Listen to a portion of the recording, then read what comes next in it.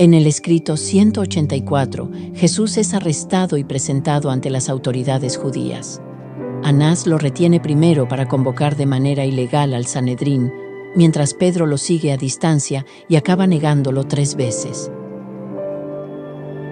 Ante Anás y luego ante Caifás y un grupo selecto de sanedritas, se presentan testigos falsos que lo acusan de blasfemia y sedición.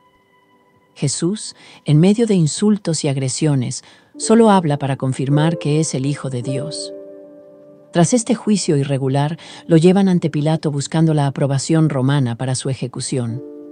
Incluso en estas circunstancias, el Maestro mantiene una dignidad y un amor inquebrantables.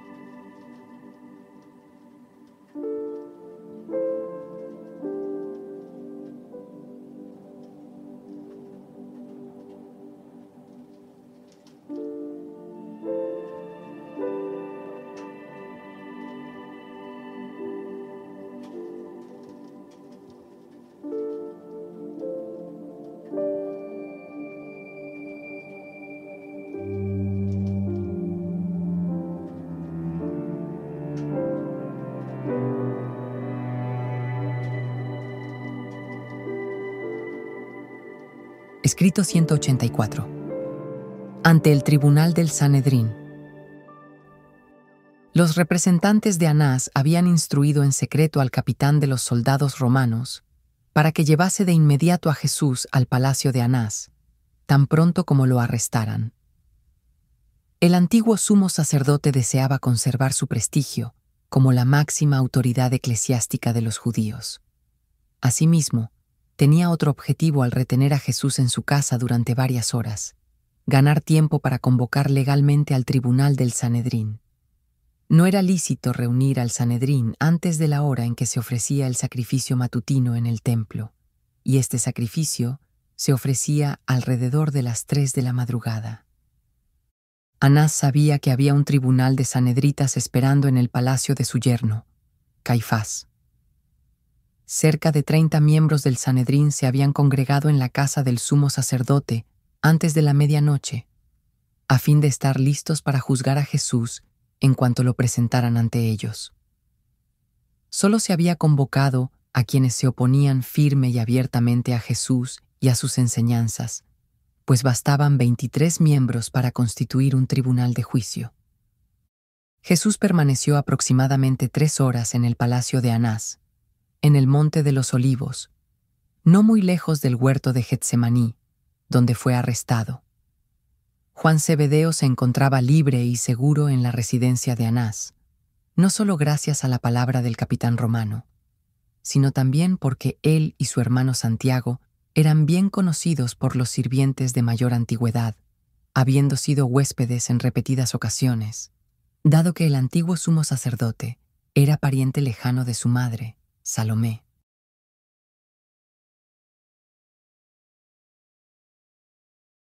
¡1!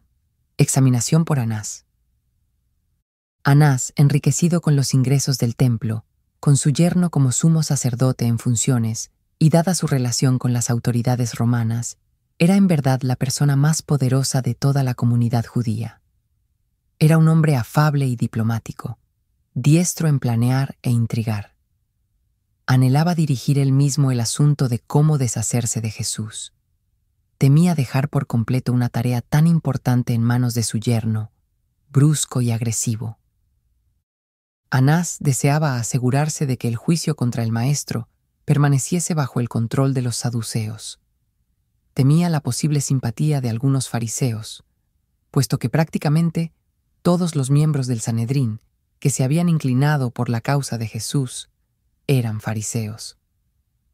Anás no había visto a Jesús durante varios años, no desde la ocasión en que el maestro visitó su casa y se retiró de inmediato al notar la frialdad y la reserva con que fue recibido. Anás había pensado aprovechar esa antigua relación para intentar persuadir a Jesús de renunciar a sus pretensiones y marcharse de Palestina. Él estaba reacio a participar en el asesinato de un hombre bueno, y había razonado que Jesús tal vez preferiría salir del país antes que sufrir la muerte. Pero cuando Anás se encontró frente al decidido y robusto Galileo, comprendió al instante que sería inútil hacerle tales propuestas. Jesús se mostraba aún más majestuoso y firme de lo que Anás recordaba. Cuando Jesús era joven, Anás había sentido gran interés por él, pero ahora sus ingresos estaban en peligro por lo que Jesús había hecho recientemente al expulsar a los cambistas y a otros comerciantes del templo. Este acto había despertado la enemistad del antiguo sumo sacerdote mucho más que las enseñanzas del maestro. Anás entró a su espacioso salón de audiencias, se sentó en un sillón grande y ordenó que llevasen a Jesús ante él. Tras dedicar unos momentos a contemplar en silencio al maestro, dijo: «Vos os dais cuenta de que algo debe hacerse respecto de vuestra enseñanza, pues estáis perturbando la paz y el orden de nuestro país». Mientras Anás miraba inquisitivamente a Jesús, el maestro lo observó directamente a los ojos, pero no respondió. Nuevamente habló Anás: «¿Cuáles son los nombres de vuestros discípulos, además de Simón Celotes, el agitador?» Por segunda vez, Jesús lo miró sin pronunciar palabra. La negativa de Jesús a responder perturbó considerablemente a Anás, tanto que le dijo: «¿Acaso no os importa si soy amigo o no de vos?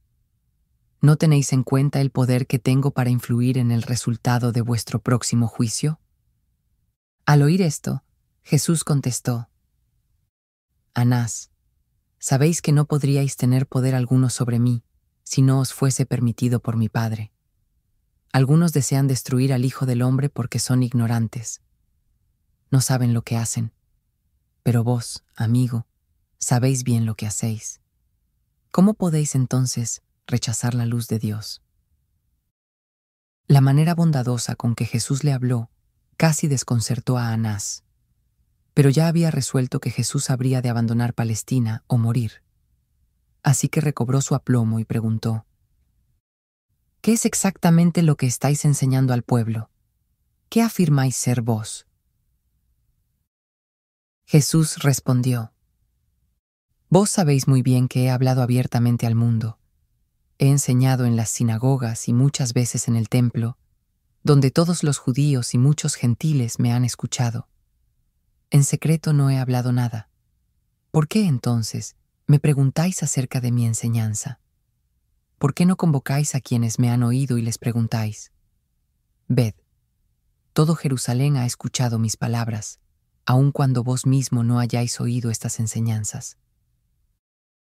Pero antes de que Anás pudiera responder, el mayordomo principal del palacio, que estaba cerca, abofeteó a Jesús en el rostro diciendo: «¿Cómo os atrevéis a responder al sumo sacerdote con esas palabras?» Anás no reprendió a su sirviente, pero Jesús, dirigiéndose a él, dijo: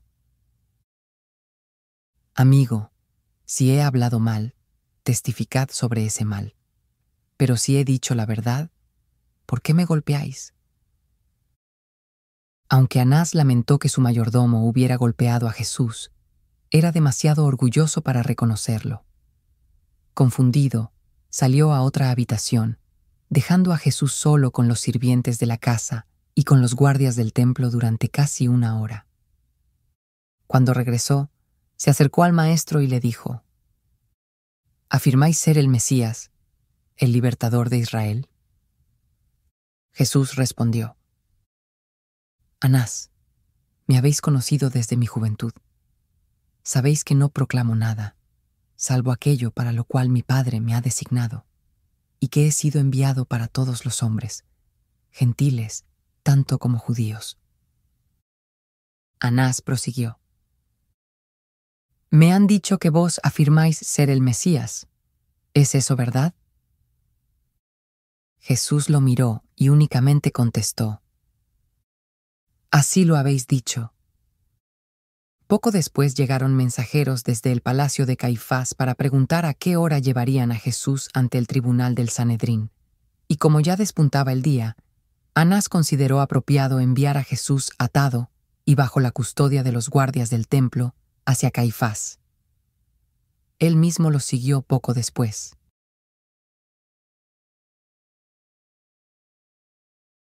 II.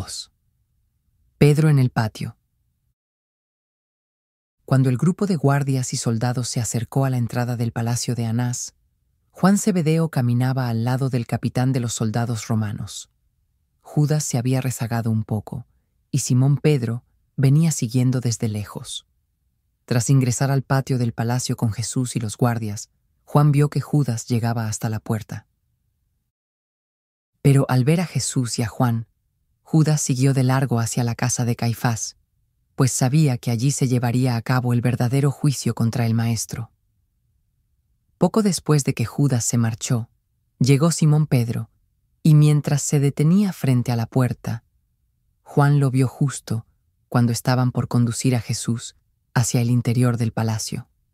La portera que custodiaba la entrada conocía a Juan, y al oír su pedido de que dejara pasar a Pedro, accedió gustosa. Al entrar en el patio, Pedro se acercó a un brasero de carbón para calentarse, pues la noche era fría. Se sentía muy fuera de lugar allí, entre los enemigos de Jesús, y en verdad lo estaba. El Maestro no le había indicado que permaneciera cerca, como si lo hiciera con Juan. Pedro debía haberse quedado con los otros apóstoles, a quienes se había advertido expresamente que no arriesgaran la vida durante los momentos del juicio y de la crucifixión de su Maestro. Pedro había arrojado su espada poco antes de llegar a la puerta del palacio, de modo que entró desarmado al patio de Anás. Su mente estaba en un torbellino de confusión. Apenas podía asimilar que hubieran arrestado a Jesús. No alcanzaba a comprender la realidad de la situación. Se hallaba en el patio de Anás, calentándose junto a los sirvientes del sumo sacerdote. Se preguntaba qué estarían haciendo los demás apóstoles y, al reflexionar sobre cómo había logrado Juan entrar sin problemas, concluyó que se debía a que era conocido por los sirvientes, pues él mismo había pedido a la portera que dejara pasar a Pedro. Poco después de que la portera permitió la entrada de Pedro, y mientras éste se calentaba junto al fuego, la muchacha se le acercó con aire malicioso y le dijo: ¿No sois vos también uno de los discípulos de este hombre? Ahora bien, Pedro no debería haberse sorprendido de que lo reconociera, pues fue Juan quien había pedido a la muchacha que lo dejase entrar en el patio. Pero estaba tan nervioso y tenso que al verse identificado como discípulo, perdió la calma y, movido por el único pensamiento de salvar la vida, respondió de inmediato a la joven: No lo soy. Muy pronto otro sirviente se aproximó a Pedro y le preguntó: ¿No os vi en el huerto cuando arrestaron a ese individuo? ¿No sois vos también uno de sus seguidores? Al oír esto, Pedro se alarmó aún más. No veía la forma de escapar de esos acusadores, así que negó con vehemencia todo vínculo con Jesús, diciendo: No conozco a ese hombre, ni soy seguidor suyo. En ese momento, la portera se le acercó de nuevo y, llevándolo aparte, dijo: Estoy segura de que vos sois discípulo de este Jesús, no solo porque uno de sus seguidores me pidió que os dejara entrar al patio, sino porque mi hermana aquí presente os vio en el templo con él. ¿Por qué lo negáis? Al oír a la muchacha acusarlo, Pedro negó todo conocimiento de Jesús con maldiciones y juramentos, repitiendo: No soy seguidor de ese hombre, ni siquiera lo conozco, jamás había oído de él. Pedro se apartó un rato del fuego y se puso a caminar por el patio. Le habría gustado escapar, pero temía llamar la atención. Al sentir frío otra vez, regresó junto al fuego, y uno de los hombres allí presentes dijo: No cabe duda de que sois uno de los discípulos de ese hombre. Este Jesús es Galileo, y vuestra forma de hablar os delata, pues habláis también como un Galileo. Y una vez más, Pedro negó todo vínculo con su maestro. Tan turbado estaba Pedro que decidió evitar a sus acusadores, alejándose otra vez del fuego y quedándose solo bajo el pórtico. Tras más de una hora en esa soledad, la portera y su hermana volvieron a encontrarlo, y entre bromas, lo señalaron de nuevo como seguidor de Jesús. Él lo negó por cuarta vez.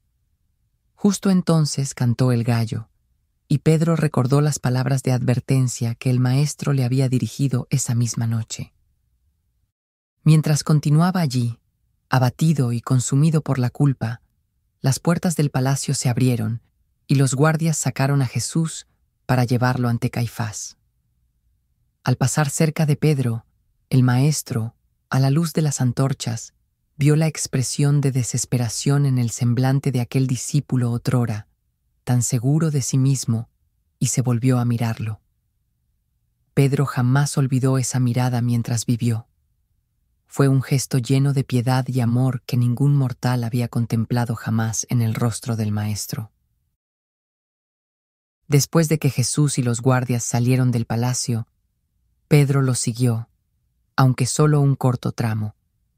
Le fue imposible continuar. Se sentó al borde del camino y lloró amargamente. Tras derramar estas lágrimas de agonía, se encaminó de nuevo al campamento, con la esperanza de encontrar a su hermano Andrés. Al llegar, solo encontró a David Zebedeo, quien mandó un mensajero para indicarle el lugar donde su hermano se había ocultado en Jerusalén. Toda la experiencia de Pedro ocurrió en el patio del palacio de Anás, en el Monte de los Olivos. Él no siguió a Jesús hasta la residencia del sumo sacerdote, Caifás, el que el canto del gallo pusiera en evidencia que Pedro había negado a su maestro repetidas veces. Demuestra que todo ocurrió fuera de los límites de Jerusalén, pues la ley prohibía criar aves de corral dentro de la ciudad. Hasta que el canto del gallo hizo que Pedro recobrara la cordura, y mientras caminaba de un lado a otro en el pórtico para mantenerse en calor, él no había pensado más que en lo ingeniosamente que había eludido las acusaciones de los sirvientes y cómo había frustrado su intento de identificarlo con Jesús. Por el momento, únicamente había considerado que aquellos sirvientes no poseían derecho alguno, ni moral ni legal, para interrogarlo de tal modo, y hasta se felicitaba a sí mismo por la astucia con que creía haber evitado ser identificado y quizás arrestado o encarcelado. No fue sino hasta que cantó el gallo que a Pedro se le ocurrió que había negado a su maestro. Y no fue sino hasta que Jesús fijó su mirada en él, que comprendió que no había actuado conforme a los privilegios que le correspondían como embajador del reino. Una vez que dio el primer paso en la senda del compromiso y de la menor resistencia, Pedro no vio otra alternativa que proseguir con la conducta que había adoptado. Se requiere un carácter noble y esforzado para, habiéndose equivocado al principio, enmendar el rumbo y obrar correctamente. Con demasiada frecuencia, la mente de uno justifica la persistencia en el error, tan pronto se emprende el camino equivocado. Pedro nunca creyó completamente que podría ser perdonado hasta que se encontró con el Maestro después de la resurrección y vio que lo recibía de la misma manera que antes de los sucesos de aquella trágica noche, cuando lo negó.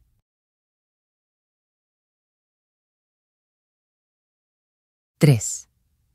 Ante el tribunal de los Sanedritas. Era aproximadamente media hora después de las 3 de la madrugada de aquel viernes, cuando el sumo sacerdote, Caifás, convocó el tribunal sanedrista de instrucción y pidió que trajesen a Jesús para su juicio formal.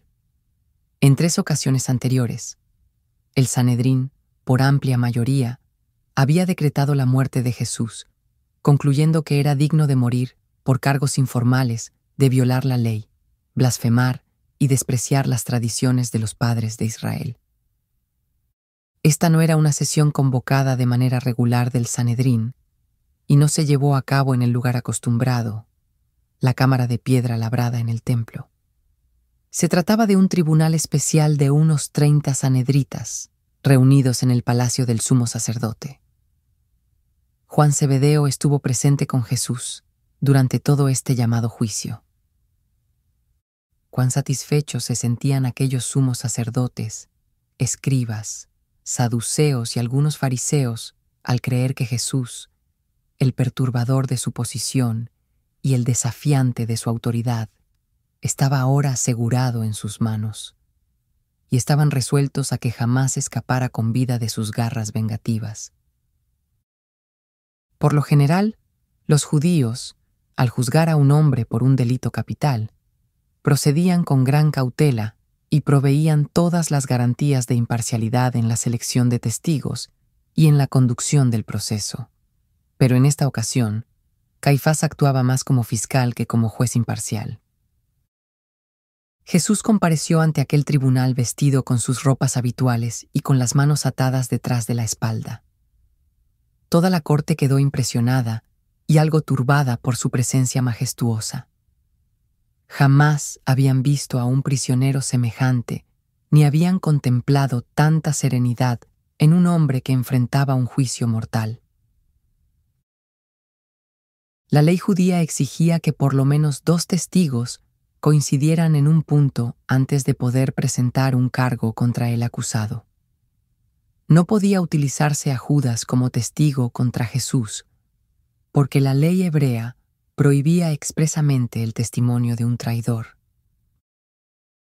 Más de una veintena de falsos testigos estaban dispuestos a declarar contra el Maestro, pero sus testimonios resultaban tan contradictorios y tan claramente amañados que los propios sanhedritas se sentían sumamente avergonzados de aquel montaje. Jesús se mantenía en pie, contemplando benignamente a esos perjuradores, y su sola mirada desconcertaba a los mentirosos. A lo largo de todo ese falso testimonio, el Maestro no pronunció palabra alguna, no respondió a sus muchas acusaciones falsas.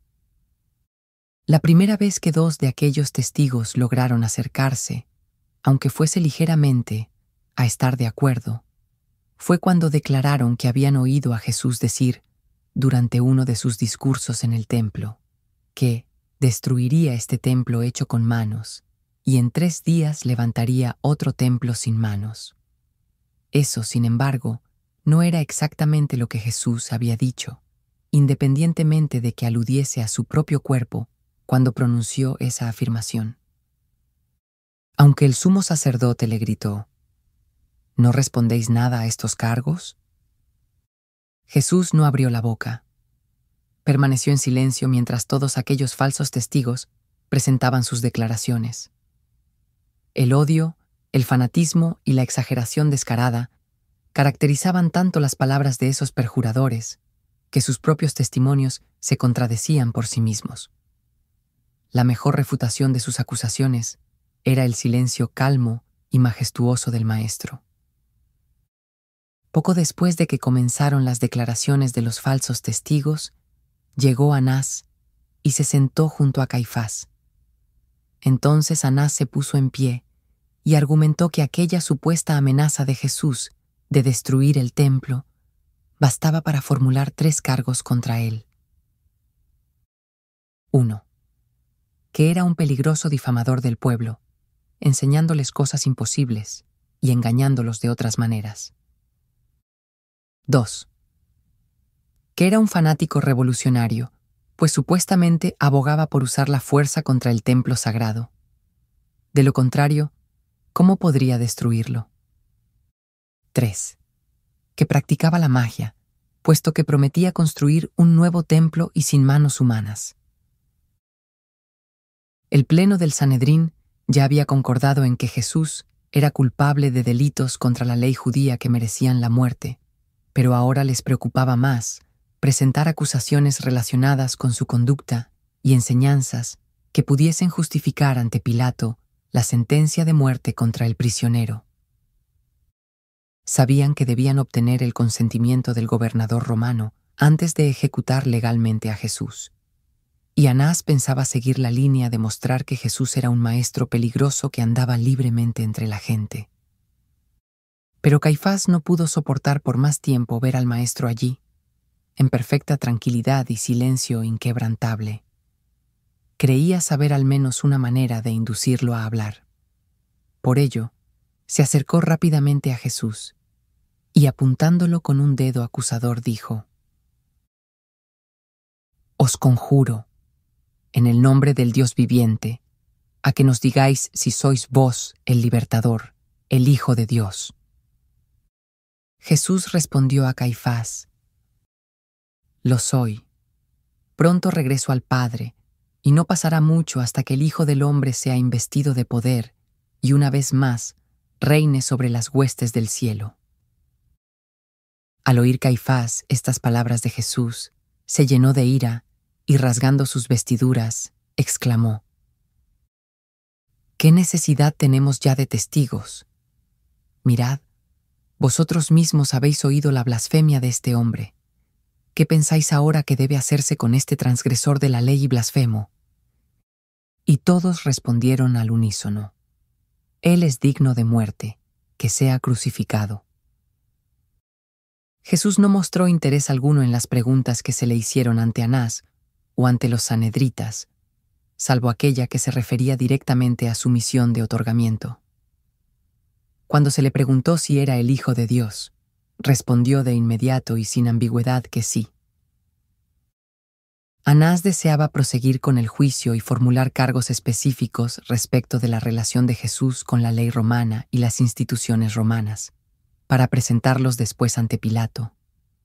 Los consejeros, por su parte, deseaban concluir estos asuntos con celeridad, no solo porque era el día de preparación para la Pascua y no debía hacerse trabajo secular después del mediodía, sino también porque temían que Pilato en cualquier momento regresara a la capital romana de Judea, Cesarea, dado que se encontraba en Jerusalén únicamente para la celebración de la Pascua.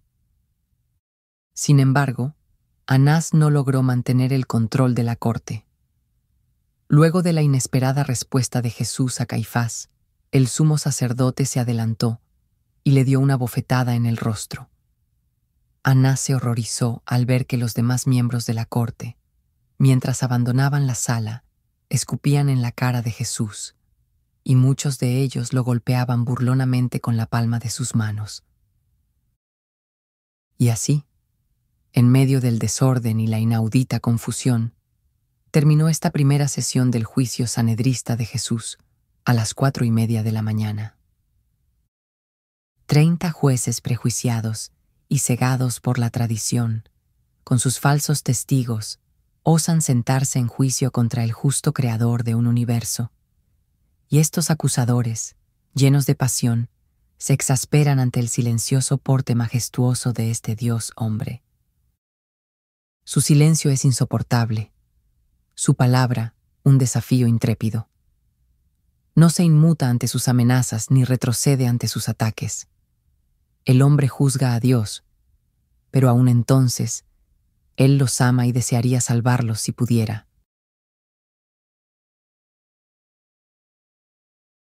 4.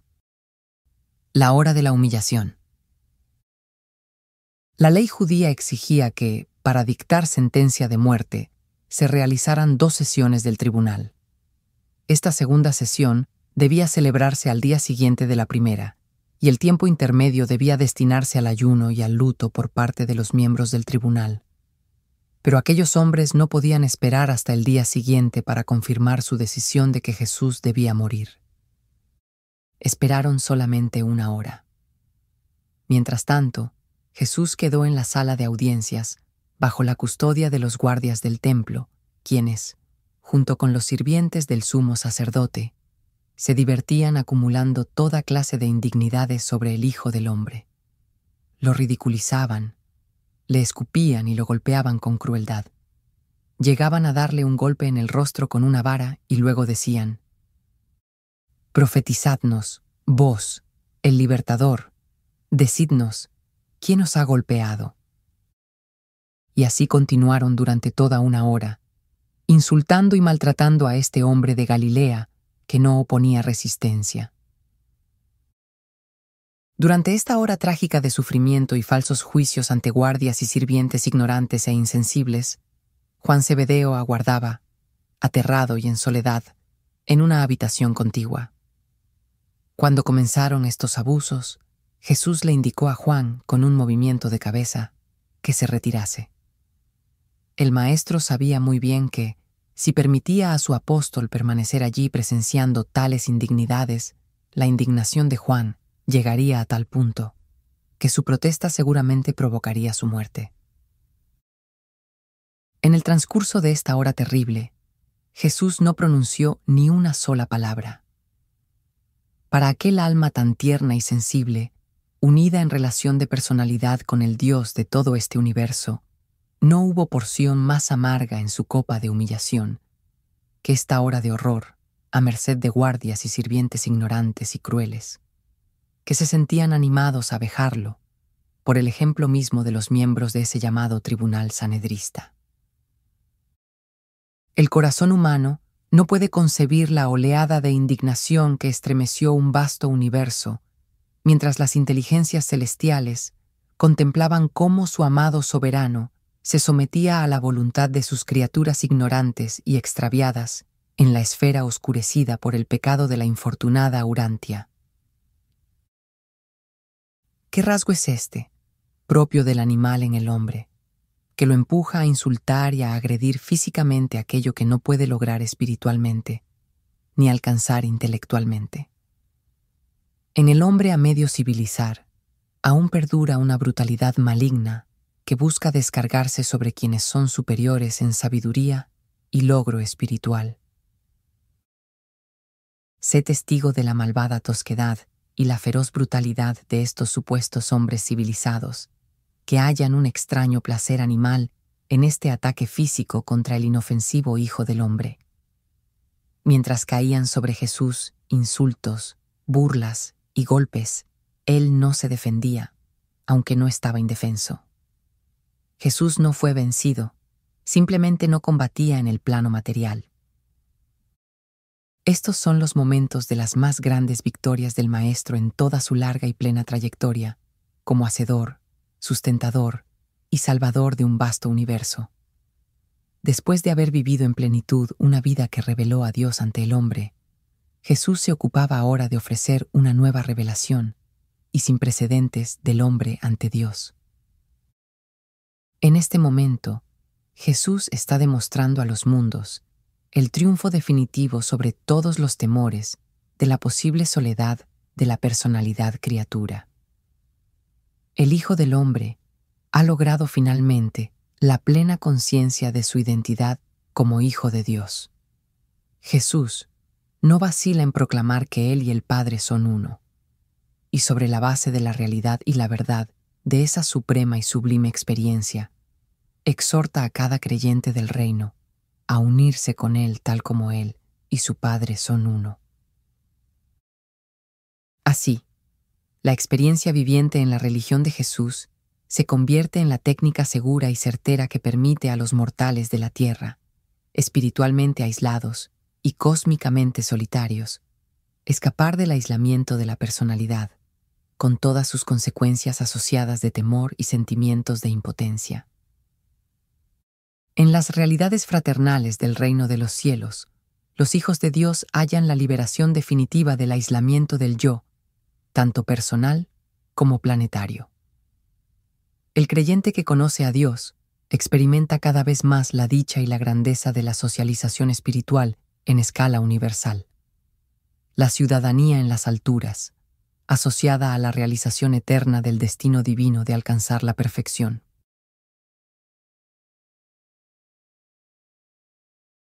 5. La segunda sesión del tribunal. A las 5:30 de la madrugada, el tribunal volvió a reunirse, y Jesús fue conducido a la habitación contigua, donde Juan aguardaba. Allí, el soldado romano y los guardias del templo vigilaban al maestro, mientras el tribunal comenzaba a redactar los cargos que serían presentados ante Pilato.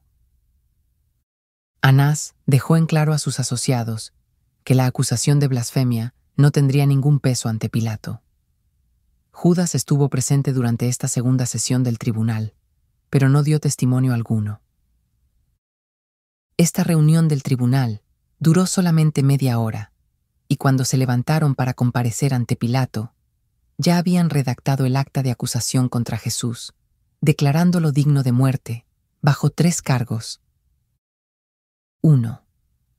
que era un pervertidor de la nación judía, engañaba al pueblo y lo incitaba a la rebelión. 2. Que enseñaba al pueblo a negarse a pagar tributo al César. 3. Que, al pretender ser rey y fundador de una especie nueva de reino, incitaba a la traición contra el emperador. Todo este procedimiento fue irregular y totalmente contrario a las leyes judías.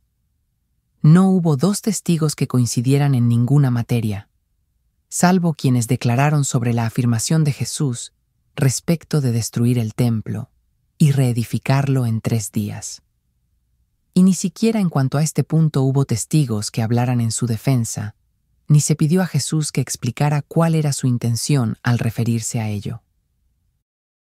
El único punto sobre el que el tribunal habría podido juzgarlo con coherencia era el de la blasfemia, y eso se basaría por completo en el propio testimonio de Jesús. Aun respecto de la blasfemia, no sometieron a votación formal la sentencia de muerte. Y ahora se atrevían a formular 3 cargos para presentarlos ante Pilato, cargos sobre los cuales no habían oído a ningún testigo y en los que estuvieron de acuerdo mientras el acusado no estaba presente. Una vez concluido esto, 3 de los fariseos se retiraron. Deseaban ver destruido a Jesús, pero no estaban dispuestos a formular cargos en su contra sin testigos y en su ausencia. Jesús no volvió a comparecer ante el tribunal sanedrista. Ya no deseaban contemplar su rostro mientras dictaminaban sobre su vida inocente. Jesús, en cuanto hombre, no supo de sus cargos formales, sino hasta que los oyó referir por boca de Pilato. Mientras Jesús permanecía en la habitación con Juan y los guardias, y mientras el tribunal mantenía su segunda sesión, algunas mujeres de la casa del sumo sacerdote y algunas de sus conocidas se acercaron para ver al extraño prisionero. Una de ellas le preguntó: ¿Sos vos el Mesías, el Hijo de Dios? Y Jesús respondió: Si os digo, no creeréis, y si os pregunto, no responderéis.